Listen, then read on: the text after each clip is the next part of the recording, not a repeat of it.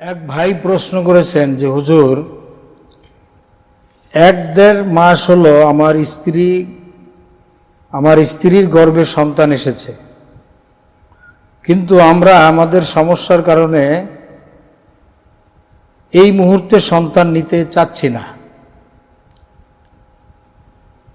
আমরা এখন অ্যাবর্শন করলে কি গুনাহ হবে?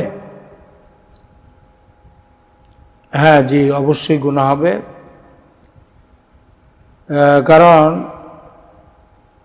1-1.5 মাস বয়সে তো সন্তান মাতৃগর্ভের একটা সুরক্ষিত জায়গায় চলে আসে।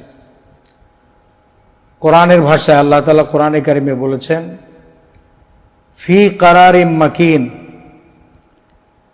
সুরক্ষিত জায়গায় আল্লাহ তাআলা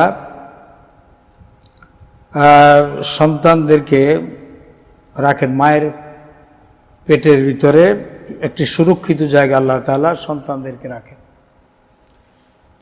এখন এই অবস্থায় যদি অ্যাবর্শন করা হয় বা সন্তান ফেলে দেওয়ার চিন্তা করা হয়, এটা হত্যার শামিল হবে। এই কারণে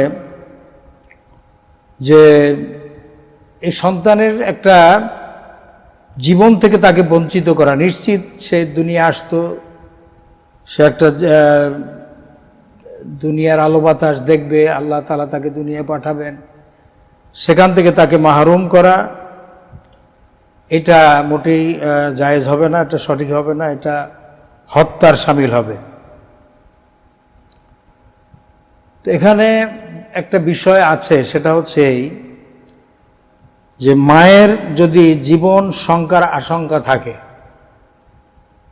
কোনো মুসলিম তাকওয়াবান দিনদার ডাক্তার যদি বলেন যে সন্তান যদি রাখে সেক্ষেত্রে মায়ের জীবনের ঝুঁকি আছে, অর্থাৎ মা মারা যেতে পারেন, মারা যাওয়ার জীবনহানির সম্ভাবনা আছে, এরকম যদি কোনো ডাক্তার, দিনদার ডাক্তার, মুসলিম ডাক্তার যদি বলে থাকেন, সেক্ষেত্রে অ্যাবর্শন করানো যাবে, এটা জায়েজ হবে।